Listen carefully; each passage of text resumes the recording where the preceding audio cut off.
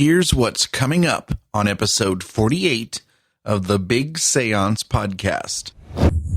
Missouri's Mad Dr. McDowell. But was he really a good person? Was he just creepy? Or, was he a good doctor? He did love his family a lot, enough that he delved into body preservation to try to preserve them in alcohol, wood grain alcohol. The body snatching, it was, like you said, it was commonplace, but it wasn't, like she said, acceptable. And so, they were having to go out in the middle of the night. And I have never heard of another doctor that would actually, he did steal one corpse out of the home. How did they do body snatching? They would generally tunnel down either at the top or the foot of the casket and just sort of make a hole just big enough for one guy to get into. They'd break open the end off the casket, take down a rope and slip a noose around either the decedent's neck or feet, and then just pull them up through that. A singing lizard. Yeah, the singing lizard. That really bothered both of us. It's like, hello, my baby. Hello, my The prison was pretty rough. They said it was, like second or third to Andersonville, which was horrible. Lots of people died. Close quarters like that, they had a lot of problems with disease. And there were points in time when they were carrying 4 dead people a day out of that prison. How would he know there's a cave up there? There's some conjecture about how he had her in there. Like, Mark Twain said that people were unscrewing the top and taking the girl out by her hair. That's nice. We don't think that happened because she had to be hermetically sealed. Then by the time the prison gets in there, the building is actually supposed to be haunted. And there's a rumor, and I keep calling people trying to get them to confirm this for me, that part of the foundation is still intact under Purina. And that leads me to wonder about the haunted kibble that I brought up the other day. Welcome to the Big Séance podcast. I'm Patrick Keller of BigSeance.com, and this is a place for an open discussion on all things paranormal, but specifically topics like ghosts and hauntings, paranormal research, spirit communication, psychics and mediums, and life after death. So basically, anything that pops up in my paranormal world. The candles are already lit, so you might as well come on in and join the seance.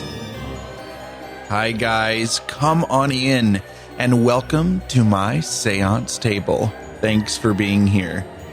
I have been either a student or a teacher in the public school system for my entire life.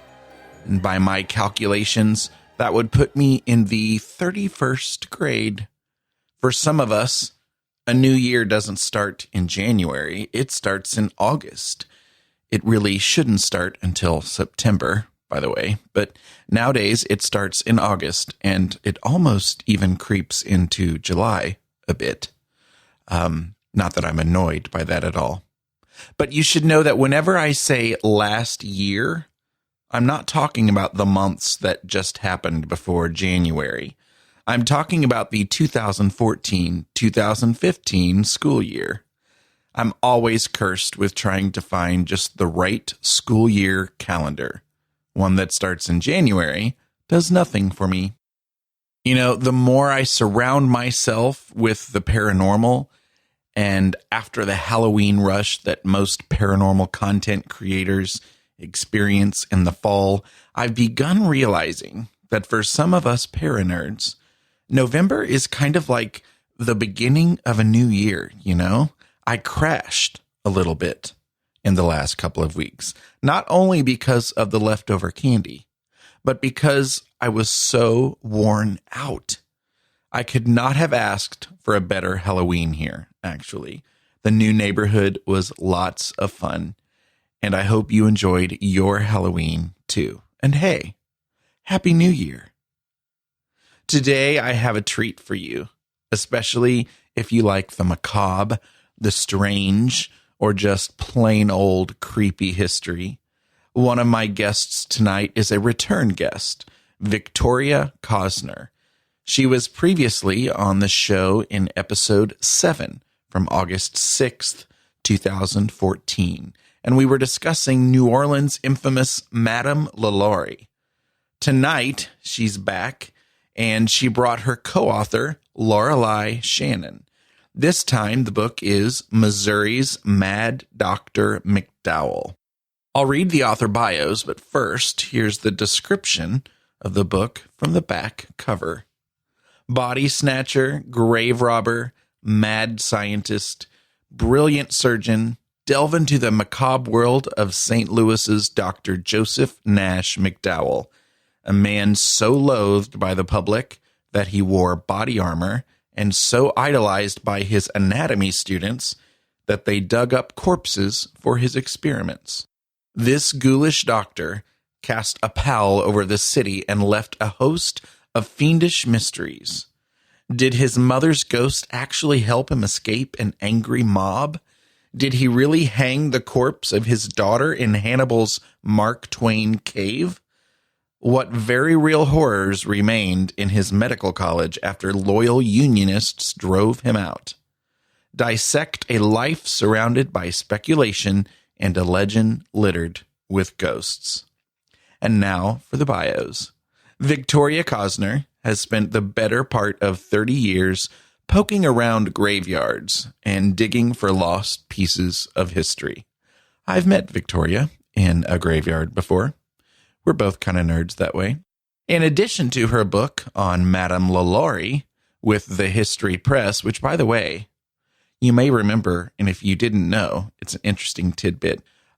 Their book about Madame Lalaurie was actually used by Kathy Bates to research her role for American Horror Story Coven. I think that's a fascinating tidbit.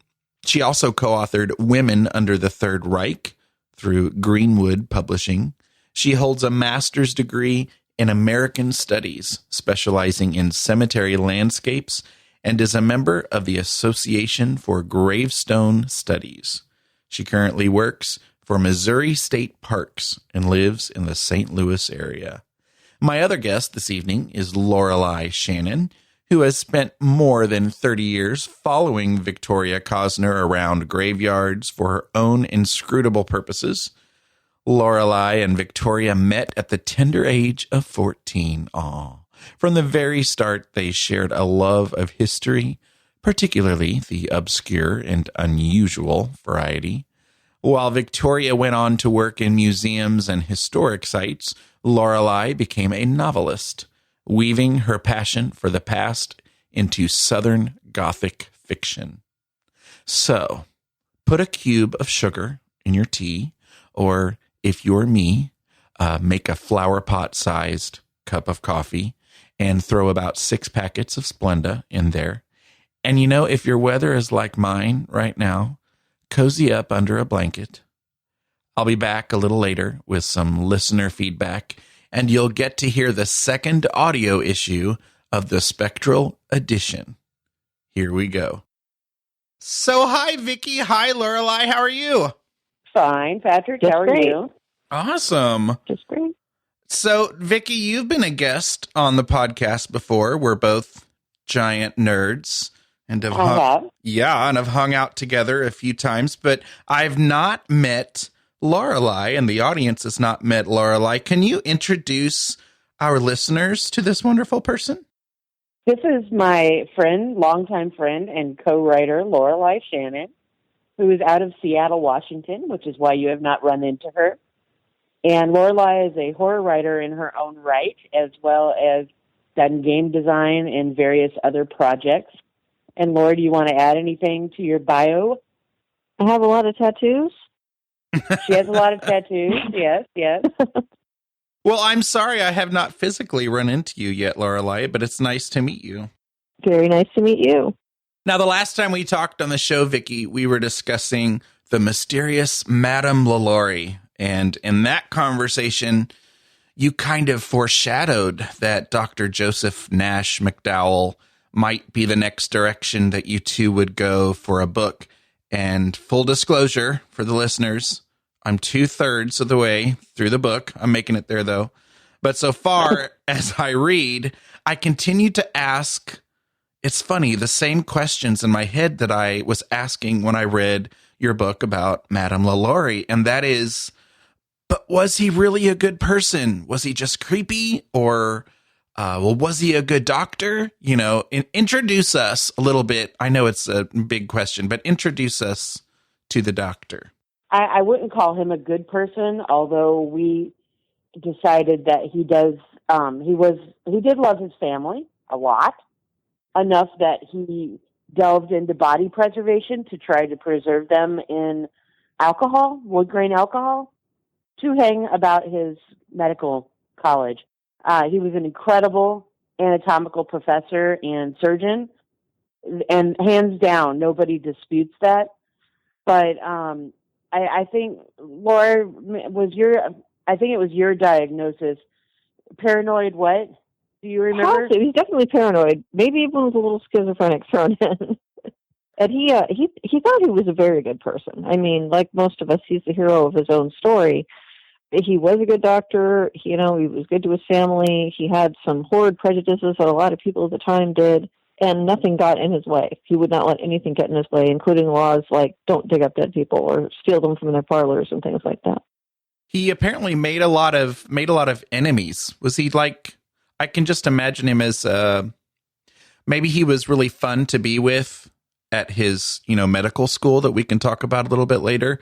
But I can picture him as just a cranky person. Maybe was he cranky? Well, I think opinionated, and his everything was extremely emotional, I guess, or passionate with him.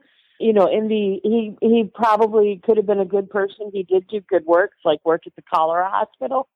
But you could also say that he might have been peeking around the cholera hospital because, one, he had a cholera dosage tonic that turned out to not be very good.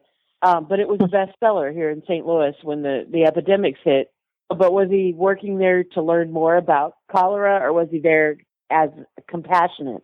He's a tough call because the enemies that he made, most of them were him making them enemies. The chapter that we wrote, The War on Everyone, just cracks me up because every time you look at him, he is spouting off about somebody in vehement hate. But then you read stories about him and his students yucking it up and, playing jokes on each other and stuff. So he's really complex and has 3 separate ghost stories attached to him, which is one of the reasons why, we got the ghost story first and then we started looking at the man, and he's better than fiction in my opinion. Oh yeah. And well, we decided before we even started recording that it's hard to know where to start a discussion about him because there's so many interesting, delicious elements to this man's story with the body snatching and being a grave robber and mad scientist, as you say on the back cover of the book, a brilliant surgeon. And then there's the whole, body in the cave thing. It's like, where do you start? Where did he get his early medical fascination from? Well, I don't remember exactly how old he was, but when he was a little wee boy, his uncle Ephraim, most of his family had been soldiers. His dad had been in the Revolutionary War, pretty distinguished family. But his uncle Ephraim McDowell veered off and became a surgeon. And he performed a kind of surgery that no one had ever done before. Basically, this woman had a 22-pound ovarian tumor, and with no anesthetic or antibiotics or anything whatsoever, he removed this thing from her while she was awake and cleaned everything up, and she lived. And Dr. Joseph, he was just little Joe McDowell then, was quite taken by this whole thing and followed his uncle into the path of medicine. Transylvania University is in the same town. It's Danville, Kentucky. And Dr. Ephraim was there as well. When he does the surgery, I believe that Dr. Joseph Nash is 4. However, it was famous. It was renowned. Again, if you look at it one way, he did experimental surgery on women. Just because it was successful made him a groundbreaker. But he was also known for body snatching. This is Ephraim. Mm-hmm. And there's allegedly was dissection going on in the cellar of the house there in Danville as well. And I know that Dr. Joseph, our guy, Joseph Nash, there are a lot of Dr. McDowells in this story.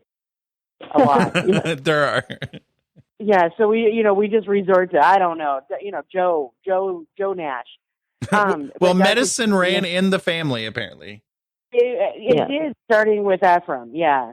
One of his other cousins was there for that particular, one of Joseph Nash's cousins was there for the surgery and was a little older. Eventually, Joseph Nash goes against his uncle, saying he didn't perform the surgery, that the cousin did. And that's one of the enemies that he made. His uncle wouldn't let him marry his cousin, and so he didn't like him, and he stormed off to Lexington, Kentucky, and never looked back and never contacted his uncle again, and later put on a hate campaign against him. So once again, we go to the where do you start?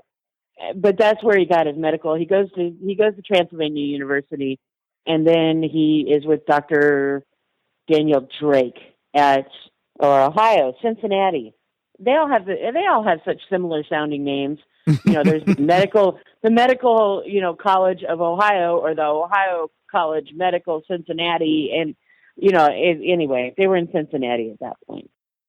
And you say in the book that body snatching and grave robbing was a really, really common thing and kind of just, I guess in many ways, just overlooked, and it was just assumed that that's what you did, especially if you were a student in medical school, right? It was pretty vigorously prosecuted, but for the most part, and by the time McDowell was teaching, there were a lot of medical colleges popping up, so there was a lot of demand for bodies in St. Louis and, of course, other metropolitan areas where there were medical colleges, but it was really frowned on and was definitely prosecuted. So medical students and professional body snatchers tended to go for paupers' graveyards at the black side of town, because nobody really backed those people up and they didn't really, pursue it criminally.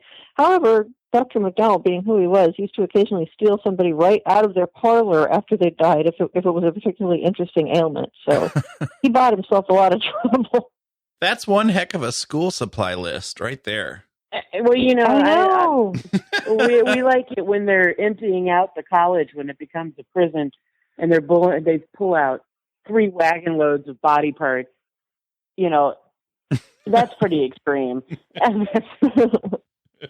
But there is a whole code within the college. The students, first of all, the students bring their own servants. And Dr. McDowell never owned a slave that we know of. He had 2 indentured servants who were both German, which is funny because, well, actually one was German and one was not a Huguenot. Prussian, thank you. And he hated both of those nationalities of people. He also hated African Americans, but he had students bring their own servants, and the servants had to do things like warm the corpses up in the morning for dissection, but he had the students themselves go body snatching with him. I kind of think that's kind of like, in the mob where you have to do the kill before you can talk about other kills. You have to be just as guilty. And I believe that's why he took the kids out, the students out, body snatching with them, so everybody shared guilt. And it was kind of like that fraternity, feeling of hazing, so to speak. That the body snatching, it was, like you said, it was commonplace, but it wasn't, like she said, acceptable. And so, they were having to go out in the middle of the night. And I have never heard of another doctor that would he did steal one corpse out of the home. And that was one of the mobs that descended down on the college, was looking for the girl. She was a German girl who died of, quote, an unusual disease, unquote. And he tells this long, involved story about his mom's ghost helping save him from the mob. And we used that reading a couple times when we did all of our book signings this weekend, because he's trotting around the college with the corpse over his shoulder, like looking for a place to hide because the mob's descending on, and he ends up hiding in the dissection room underneath a sheet. after he stashes the corpse somewhere else. You just can't write stuff. Well, Lorelei can write stuff like this, but I can't write stuff like this. He's fantastic. He wears armor around the house because around the college, because he thinks he's going to be attacked. And he gets attacked. He has at least 2 mobs that we documented, and there were rumors of 2 more that I couldn't really get any backup on. He unleashed a bear on one of the mobs. He had a cinnamon bear in the basement. And it just so happens that when they go into the college to take it over as a union prison, they do an inventory of his stuff that was in his little museum that he has. And it just so happens there's a cinnamon bear stuffed in there. We don't know if it's the same bear. We don't, but we like to think that it was, that he saved his bear. Lots of other crazy animal, bodies and stuff like that too. Well, and some, it turned out, were alive. Because when he sets up a room at the end of the book, which you haven't read yet, he sets up a room called Hell. And there are live animals in Hell, as well as a swinging effigy of Lincoln. Wow. So some of them could have been alive, like the otter. I don't know. They say an otter, but they don't say a stuffed otter. And I thought they were anatomical specimens until I read about Hell, where he has like a live snake and a gator and other animals. So raven. Anyway, a singing lizard. Yeah, the singing lizard. That really bothered both of us. It's like, hello, my baby. Hello, my Now, I was curious when the Union Army took over the medical hospital, correct? Yes. And was it kind of a professional, like, well, we're going to take everything out of your hospital and you can get it back later? Or was it just kind of a, mob, we emptied out the hospital and sorry to see it all go? Like, how did that work? Especially, did they know he was on the opposite side of them, you know, when they took over the hospital? Yes, it was a very military action. They went in, they did take an inventory of only his personal effects and his anatomical/natural collection. There's no inventory of the hospital at all that came, and this was through the Secretary of State, the Secretary of State of Missouri that had these lists, because it was all very official.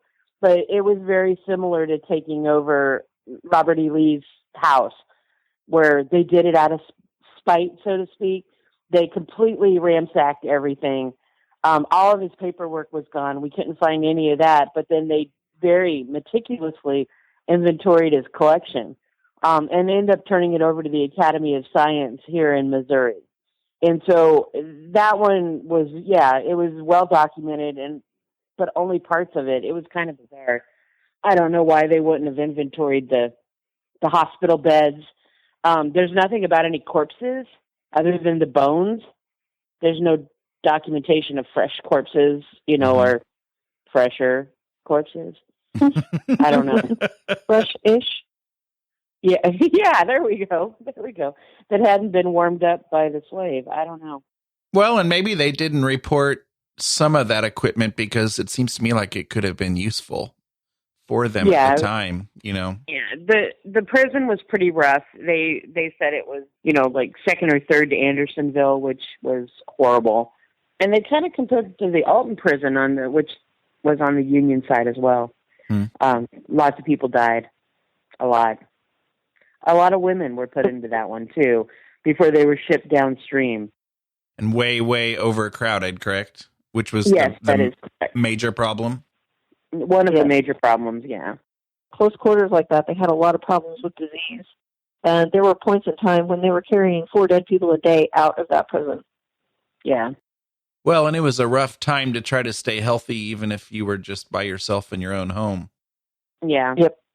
I think that you should ask Lorelei how they did body snatching, because that fascinates me. Oh, I remember reading that. Lorelei, how did they do body snatching? Well, unless somebody conveniently left their relative in the parlor, they had to go dig them up. and in old movies and things like that, you see people dig up an entire grave, open the lid of the casket, and pull somebody out. Right. Grave robbers, particularly professional grave robbers, didn't do that. That took too much time and too much effort. They would generally tunnel down either at the top or the foot of the casket and just sort of make a hole just big enough for one guy to get into. They'd break open the end off the casket, take down a rope and slip a noose around either the decedent's neck or feet, and then just pull them up through that. And if it was something they wanted to cover up, if it was in a more respectable cemetery where people would actually notice, they could fill it back in. If it was in a pauper cemetery or a minority cemetery where the local policeman didn't, the local white policeman didn't care what happened, then they wouldn't bother. They'd just leave a hole. But yeah, it was extremely common, and people got extremely good and extremely fast at it. I just picture them like whistle while you work. Exactly. In the graveyard. Mm-hmm. Well, and there's no way to tell how many bodies were being out. We had 2 or 3 major medical colleges in St. Louis, all of them vying for corpses. And legally, the only way you could get a corpse was if someone had been hanged. You could appeal to the courts to take it. And then eventually they let it that if the family said you could have, the corpse, you could. And that was the only way to get bodies. So if you're talking about having, 40, 50 students at a time, all of them having to do dissection as part of their 7-month or 6-month run in medical school, that's a lot of body snatching that you have to have going on. So put some guards at the end of every cemetery. Oh, they did some crazy stuff in particularly richer areas to try to guard the cemeteries. Yeah. Which was pretty funny. They put in things called a grave gun, which was a shotgun with a wire trigger set very low and aimed across the grave. Sometimes they even had that one didn't bombs. go well. Yeah. No, I think mostly the sextons got it worse than the grave robbers, so that wasn't super common, but they did do it. So I want to go back just a bit. In the book you mentioned, because I think this is fascinating, in the book you mentioned that there is a gap where there is little information about Dr. McDowell between 1827 when he graduated and 1838 when he began teaching at Kemper, which, long story short, ended up being his, McDowell Medical College. It seems to me like someone could just write up a good story on what could have happened to him then. And, maybe some of his creepiness he got during that time period. I mean, how are we going to know? That's crazy. One of the things that didn't fit in the timeline for me was Mammoth Cave, is in Kentucky. It's a national park. And he wanted, he actually signed, there's graffiti from him inside the main cavern of the cave. And he had told his children later on in life that he had arranged with the owner of the cave to have himself suspended in Mammoth Cave. I'm trying to think of the dates right off. He was a groupie to Daniel Drake for quite a while. Again, an anatomical professor. That they were out there doing stuff. And McDowell had dedicated himself to taking down the college that had embarrassed his mentor. My guess is that he's just traveling along the route between Kentucky to here.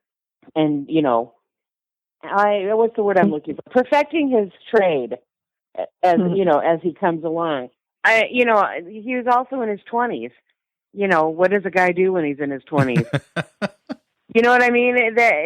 He might have been sowing wild oats. He spent a good chunk of those years making babies, I think, because he had a lot of them. Yeah, well, that was going to be my next thing. He had 10 children, and several of them, never made it to adulthood, which would have been fairly common, sadly, at the time. But you guys kind of lead into this question at some point in the book, but do you think this led to his fascination with body preservation, the fact that he was losing so many children? I'm not sure how it couldn't. I do, personally. I think that he just couldn't stand to lose them. Yeah. But we're never going to know his exact motives for that because his personal papers were evidently burned when they took to college. So that's kind of a drag. It would have been very helpful to know exactly what he was thinking when he did weird things like hanging his 14-year-old deceased daughter in a cylinder full of alcohol in a cave. Just stuff like that. Yeah, I mean, we can't dance around that anymore. Let's talk about that. Like, what are the facts about that? And what, it's funny because when you led into this with Madame Lalaurie, Madame Lalaurie, when we did the book, it was assumed that she was guilty. And as we went through, it kind of started looking like she may not have been innocent, but she probably wasn't wielding that whip, so to speak. McDowell did everything he was accused of, and more, that we could figure. He wanted to suspend all of his family that were deceased in his college. He actually had architectural niches put in. Why he chose to put Amanda up in Hannibal, the best we can figure, she was one of the first that was older to die. A couple died in infancy. We don't know when his wife died, but we know that, it was before obviously before he married the second person. But I think Amanda died prior to his wife, Amanda being the child. Who was it that he put in the same solution, like on one of the mounds and watched from the medical building? Is that a thing? No, he buried them in the mounds. He buried his wife, and it turns out he buried a couple of his children up there and then moved Amanda from the cave to the mound in East St. Louis. So they were buried on the mound, not out where he could see them. But he did used to gaze adoringly from the parapet of the college. He could see the mound. Oh, and that's why he buried her there, so he could look at her in the dirt. That's so Vincent Price. I know. House of Usher, that. Well, I interrupted. You were talking more about the cave. I'm sorry. Well, no, it's okay because like like we said, it's so hard because everything just like weaves in and out. When I first started looking at this, I kept telling Laura, there's something wrong. Why would a man bury his daughter in a town it was a 24-hour steamboat ride up to Hannibal? And how would he know there's a cave up there that was perfect for the body preservation type of thing? Now, he was obviously looking at body preservation as early as 1839 because he signed his name in Mammoth Cave, and it's a similar type of cave. Mm-hmm. And there's some conjecture about how he had her in there. Like, they said, Mark Twain said that people were unscrewing the top and taking the girl out by her hair. That's nice. We don't think that happened because she had to be hermetically sealed.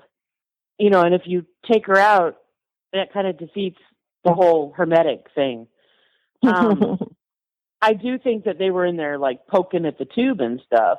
Yeah, I don't see even the rowdiest of like teenage boys going in to remove a body from a tube. I don't. Well, she didn't necessarily remove it. They wanted to pull her up and look at her sagging face. However, depending on how she was suspended, we called myth on that one. But I do believe that she was desecrated in some way, and that's why he moved her out of there. And that's why he sold the cave. And, there's so much like with Madame Lalaurie too, there's so much that was written afterwards that people take as fact, in the ghost story type of thing. We went back into the cave twice where we got to see where the body was suspended. And there's some serious graffiti back there. But I think the latest we saw was 1927. Is that right, Laura? 1928? Yeah. And then there was another cave not a cave, but another cavern that had a picture supposedly of her drawn on the ceiling, which was kind of weird because there was really no convenient way for that to happen. Mm-hmm. So I don't know if these cave people were taking their little ladders in, like doing the Michelangelo thing or whatever. But we got to see it. It was right next to the cheese freezer. I ended up going into a cave in Hannibal when I was younger. Is that likely the cave that I went in? Probably, because that's the only one. There are two caves, Cameron Cave and then now Mark Twain Cave. Mm. And you probably went into the Mark Twain Cave, which is where McDowell was. He's not on the tour anymore. They talk about him, but you don't get to walk down into the cavern where he had her suspended. So, and there is a ghost story out of that, and a lot of the employees swear by it. I'm actually not sure if it's ever been on any of the paranormal, like any of the ghost hunter things. I don't recall hearing anything about it, at least on TV. It doesn't mean it wasn't investigated in some way, but, until you started talking about this story, I only barely recall reading of it in, Mr. Taylor's book. What's his name? Troy Taylor. Troy Taylor. Yeah. I remember kind of reading the summary about this story and had forgotten about it. And so I didn't even really know this story until you started bringing it up. Over lunch. Yeah. So how about those corpses? And I'm telling you, this is a part I actually skipped to, and I was kind of perusing through the end this afternoon. I so wish I had a time machine, because I absolutely love that you discovered that Dr. McDowell was a spiritualist, and in fact even attended a demonstration by the famous Fox sisters when they came through St. Louis. Yes. And that he was, like, when something went wrong with not went wrong, but at one of the upperclassmen, and Laura, you might remember this better, he was called upon when they had they were arguing about something. They're like, oh, we should go talk to Dr. McDowell. He'll know, what this ghost meant. And so he was renowned for his spiritualism as well. And I was thinking about doing something on spiritualism in St. Louis, because I had no idea that it ever left the East Coast, and that the Fox sisters actually came here to St. Louis. I was curious if you knew where because I knew they came through, but I didn't know what building they were in, or was it a church, or was it a theater, or, does the building still exist? Do we know that? We don't, but I got the impression it was at that they would take place in salons. Laura, did you do anything on the spiritualism? Well, the big shows tended to be at local theaters. And then, of course, the private seances were in people's parlors and salons and such. But, yeah, none of the accounts specifically said which theater he went to see them in, but I'm sure there were at least a couple by then. Well, we could probably do a little research and see which theaters were here during the time, because we know when they came. So, yeah, that would be something interesting to look up. But, the dichotomy between him being a spiritualist and telling the story about his mother's ghost saving him versus how thoroughly scientific he was, right? Once again, it's just fascinating. So you haven't asked us what the third ghost story is connected to him. What's the third ghost story connected to him? The prison was haunted. And started out with when it was his hospital, and this goes, to the boogeyman type of stories, where they start telling little kids, especially in the African American and German communities, oh, don't go by old Dr. McDowell. He'll cut you up, type of thing. And so then by the time the prison gets in there, the building is actually supposed to be haunted. And there's a rumor, and I keep calling people trying to get them to confirm this for me, that part of the foundation is still intact under Purina. And I got this from a reliable source, believe it or not. A gentleman that works at the Civil War Museum here in Jefferson Barracks says that there is some parts of the college under there. And that leads me to wonder about the haunted kibble that I brought up the other day. Have they transferred to the kibble? Oh, is the goat chow haunted? Because everybody knows that goat chow is weird. So I only wish that I would have been smart enough to come up with that before you did, because that's funny. Thank you. I appreciate that. You were the first to have the chance to go look at the kibble and see if the kibble's it or not. No, I always assumed that the actual lot was where the parking lot is now. That's what everybody says. Mm-hmm. That, like in modern things, you see a lot of that. But according to these guys, it's actually in the basement of the building, unless the building goes underneath the parking lot.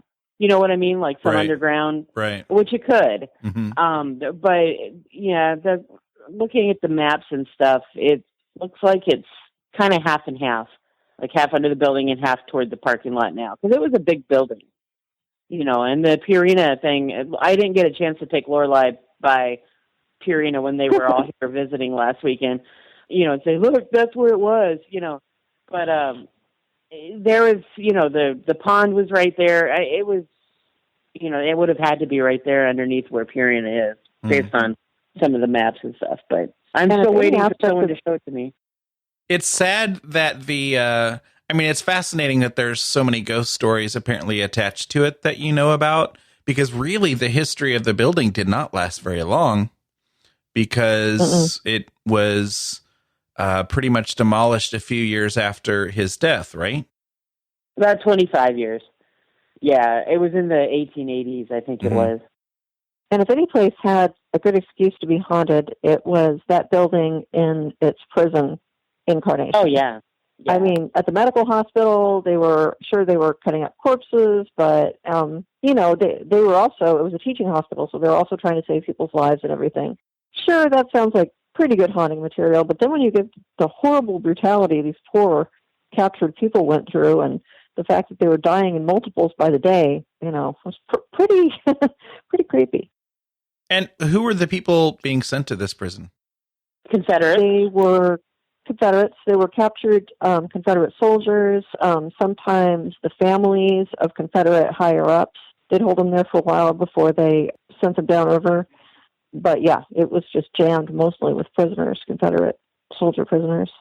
St. Louis had kind of a mix of pro-slavery and anti-slavery. There was a lot. So they would arrest people. I know that McPheeters' family was in there.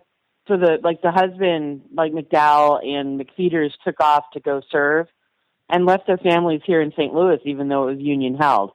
And so eventually they would get arrested and, shipped down, especially Mrs. McPheeters was a little verbose in her anti-unionism. And so they took her and the kids and then put them on a steamboat and dumped them out somewhere in Southern Territory and said, you can have them. It was rough. And I didn't know they did that. I didn't know that they would just put families on steamboats and with no possessions and just say, goodbye, you're going down to where you want to be, the Confederates, and dump them off. So that was interesting. I didn't know that all happened. So I would like to know from both of you, what's the part of this story of Dr. McDowell that creeps you out the most? What's the biggest creep factor for you, Vicky? Oh, I was hoping Laura would go first. Oh, Lorelei. So creep factor rather than what we found most amusing. Intriguing. Is that a good word? Well, to me, it's his strange relationship with his dead loved ones. I'm fascinated by that. I really, really wonder what his motivation was behind that. I mean, it could be just as simple as he didn't want to let them go. It's odd. He didn't write death certificates for them, possibly because he was in denial about it or didn't want to. And then we know that he did try to preserve several of them. And, of course, people speculated he was going to attempt to bring them back from the dead, which would have been spectacular, but we have no proof of that. But just the whole idea of taking your own kid and, preserving them in an oversized pickle jar for whatever odd reason is just really creepy to me. It would be cool if we had a story of him, talking to his dead loved ones too, kind of, Norman Bates, that'd be cool to add to the story. That would be excellent. Well, we might just have to start that rumor. Start some new lore. The stuff with his family was what creeped me out or intrigued me the most about him. And his incredibly opinionated self. Like I said, the War Against Everyone chapter was possibly one of the funnest chapters to write because he hated everybody. And we got such good stories. A lot of his stuff was destroyed, but the stories that his students told about him, about hating everybody. And he hated the Catholics. He hated the Jesuits. He hated Henry Beecher Stowe. He hated his uncle. He hated, and then he made great speeches about it. He was so intriguing and, right down to he wanted to be like Andrew Jackson. General Jackson, and he would do his hair like it, and he would curse like him. There was just so many ways of mental illness that could have been going with him that we're just not quite sure, other than the paranoia, and obviously the fear of storms and everything. That's pretty easy to, diagnose we armchair psychology people, that we're writing about. But he was just fascinating. I mean, why is he working in the children's ward? Why does he have indentured servants from people that he hates? Why didn't he own slaves? And that one I think was economic, because he was always poor constantly. But he was just, we could have gone on and on with some of the stuff on him. But there's somebody else writing a book about him, and it's supposed to be a serious book. Ooh. And we wanted to beat him in the publication. Yeah, we did. Well, this other book probably didn't mention that he was wanting to have some rockin' parties and shoot cannons at the Christian Brothers Hospital or something. Yeah, he was getting his party on.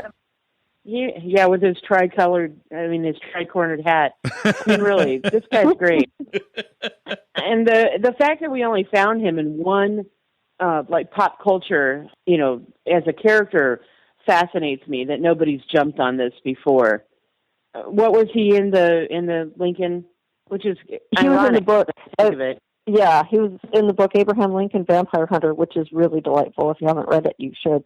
But he's a character in it, and they find him at his college. He's running around wearing his breastplate, and he is an evil vampire. And also he runs a blood bank there for local vampires. It's awesome. See, now that I think of it, he did hate Abraham Lincoln a lot. That was duh. There's a duh moment for me. Mm-hmm. I'm going to just bask in that for a moment. Should have been paying attention to that one. So would you say he was kind of forgotten for many decades? It's funny because every time you bring him up, someone says, "Oh yeah, I've heard of him." Yeah, but nobody's written about him. His college was incredible. That nobody's really written about him from the medical history side. He started basically with Washington University Medical College. So yeah, he's one of those lost pieces of history that, it was so easy to find stuff on him, but nobody's put it all together and told a story about him. And that's one of the things we like to do. And we're hoping that some of your listeners will give us more ideas on books that need to be written. Yeah, absolutely. And I know I have more listeners now, even since our last visit on the show. So maybe that'll happen. Cool. We hope so. So, Lorelei, apparently you found interesting documentation when it comes to surgeries that McDowell was involved in during the Civil War. Oh, yes. He actually put his money where his mouth is, and he went to war. They didn't have to throw him out of his college. He was already gone. He'd already gone south. Well, that could be taken more than one way. But yeah, he was originally started out as a surgeon during the Civil War, and of course, Civil War surgery was really, really fast and really brutal. Basically, the watchword of the day was amputate everything. If a limb got hit by a cannonball or even a mini ball or something that's heavy enough to shatter bone, they had no way to repair that, and it would just come off. But yeah, Civil War surgeons were pretty amazing. They could perform this stuff quickly, and they saved as many people as they possibly could. And then he was promoted to hospital inspector, where he had this 40-point list of things that had to be checked off about the hospital's efficiency and cleanliness and things like that. So this is where, just adds to my confusion, because he definitely did a lot of good. Yeah. At one point, his cousin writes of a horrible incident where a Union train and a Confederate train crash. And everybody, this is in Missouri, and everybody runs out to help them, including all the local doctors, including Dr. McDowell, just saving the most badly injured people first, without regard to what they were wearing, which, that's interesting. Another reason cool. I think that he believed he was a good person. Well, he was as good a person as he knew how to be. Yeah, but he was definitely a good doctor, an incredible doctor. Well, why don't you guys, or somebody, I guess, tell us where we can find the book, give us information about the book, and I know you probably have a website out there for Dr. McDowell. He doesn't know he has a website, but he does, I'm sure. Maybe he knows. He promised he would pop up from the grave and visit people. So and go spit on the Jesuits. Yeah. So far, he hasn't made any rude comments, so we're hoping he approves. Well, he hasn't shut down this interview. Well, he tried. No. Oh, that's right. The listeners don't know that. That's right. Sorry. Go ahead, Laura. Give him the love his website. publicity. It is Cosner, COFNER _and-Shannon, SHANNON. That is our main website, and you can link to both our books from there, and hopefully to many more eventually. We've got all sorts of fun stuff on there, including photos and author appearances, and particularly, and each book has its own website. Dr. McDowell has his, and Madame Lalaurie has hers. And we ended up doing way more research than we needed for Madame. We didn't realize the book was going to be that short. We got tons of extras on there for you. The site looks really good, I'll add. Well, thank you. Oh, thank Laura you. did that. Yeah. We're also on Facebook, and we are also on Twitter. Yes, we are. Link all that through our website. Cool. Well, I sometimes ask my listeners to prove that they listen to the whole episode so they can get, special Paranerd points. Can you think of a good hashtag for this episode that they could use to tweet? Come on, Laura, you're pissy. I'm working on it.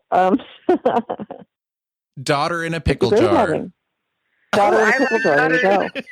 Yeah. I actually like that one a lot. Oh, God. Oh, I'm cracking myself up. Thanks, guys. Thank you. Thank you. You're listening to the Big Séance Podcast with Patrick Keller. Look for us on iTunes and be sure to check out bigseance.com for more discussion. And now it's time for another audio issue of Tim Prasil's Spectral Edition. Tim? Thank you, Patrick. Welcome to Spectral Edition, in which I read actual ghost reports published in U.S. newspapers between the years of 1865 and 1918. I've got 3 short articles for you today. The first one comes from the St. Landry Democrat, a newspaper published in Louisiana, and this article appeared on May 1st, 1886. Wheeling, West Virginia is excited over the discovery that, in spite of the reshingling of a house alleged to be haunted, there still appears upon the roof a coffin-shaped mark, which has been noticed upon it ever since a man murdered his wife and concealed her remains in a coffin in the loft. For 20 years, the house remained tenantless, and when sold recently, a new roof was put on, but, as stated, the coffin mark has again appeared. The next one was published in the Stark County Democrat, a newspaper from Canton, Ohio. It was published on January 13th in 1903, and I like the confidence in this one. The headline reads, Salinville has a genuine ghost. Spook hunters are out in force. Visitor has many queer disguises. Salinville, Ohio, January 9th. A ghost with striking peculiarities inhabits Schoolhouse Hill in this town, according to several citizens of unimpeachable veracity. For the past 2 weeks, it has been seen nightly by those who are out late. The remarkable fact about this apparition is that it appears in a different guise each time. Tom Ellis, who has seen it twice, says the first night it appeared as a tall old man with a long beard, erect and walking briskly. The next time it presented the same face, but seemed infirm, bent, and decrepit, and moved slowly with tottering steps. He got a good look at it, as it was bright moonlight, but when within 10 feet of him, the specter vanished, as if the earth had swallowed it. John Edge also saw the spook. It was clothed in white and moving fast. To him, it appeared as a headless man. Others describe it as having a youthful face with a singularly horrible leer. A number of courageous young men have formed a Ghost Hunters League and propose to solve the mystery. The final article comes from the Bourbon News, a newspaper from Paris, Kentucky, and it was published on May 25th, 1906. I'm going to skip over the headline. Mysterious noises have been heard at a house, corner of Torrey and Royal Streets, New Orleans, for a long time past, until it has been termed the haunted house. The owners of the houses in that vicinity have received many complaints, and all the families near have moved out. There have been many attempts to lay the ghost, but all were unsuccessful, and at last complaint was made to the police. Wednesday night, several police went to the house with clubs and lanterns, and after several hours' search, the cause of the noise was located under the house. It turned out to be an immense frog, weighing nearly 12 pounds, which had terrorized the people in that vicinity by his deep croakings. The headline of this article: Frog as big as a bulldog, made queer noises and made people think of ghosts. I'm Tim Prasil, and you've been listening to Spectral Edition. I have over 200 of these articles, and I post them each weekend on my website. It's called Vera Van Slyke Ghostly Mysteries. Now back to you, Patrick. Thanks, Tim. I'd love to know what you think about this new segment. I just love it myself. Before I leave you today, I got another rockin' iTunes review. This one, I believe, comes from Canada's iTunes store. I happen to know I have some big Paranerd supporters in Canada, Lana and John. But this one comes from Darcy. Darcy says, discovered this podcast a while back and have been a devoted listener ever since. There are a lot of paranormal podcasts out there to choose from, but I find Patrick's genuine excitement and passion for the subject to be extremely endearing. I feel my Halloween this year was made a little better because of podcasts like this.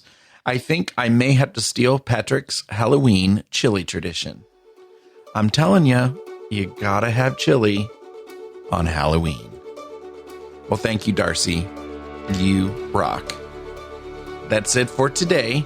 Go ahead and pour one more cup of tea. You might as well. And I'll catch you next time. For show notes, including links to anything we may have mentioned in this episode, visit bigseance.com, now the home of both the blog and the podcast. Just click on the Big Seance Podcast logo or find it in the menu. You can also find and subscribe to the show on iTunes and Stitcher. Do you have any comments or feedback? Please contact me at patrick@bigseance.com. You can call my feedback line at 7755-TELL-ME. That's 775-583-5563. You can also record audio feedback right from the site using the SpeakPipe link included in the show notes. I could decide to include your voice in a future show. Thank you so much for listening and reading. Unfortunately, it's time to blow the candles out, but we'll see you and light them again next time.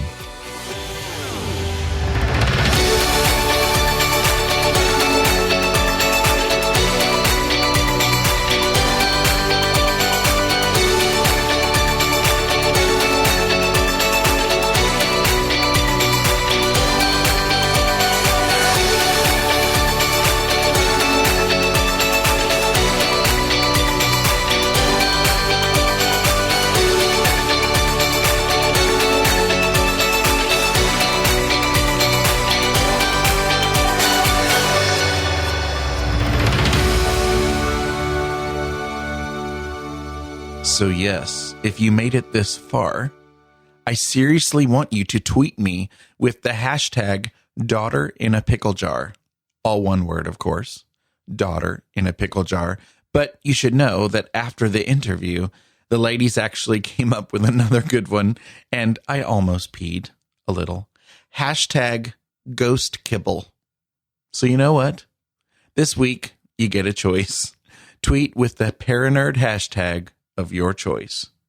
Either daughter in a pickle jar or ghost kibble. Aren't you glad you listened to such a serious podcast? Here's an Easter egg before I leave you. So hi, ladies. Just kidding. Take two. Hi, ladies. This is going to be a great interview. Hello.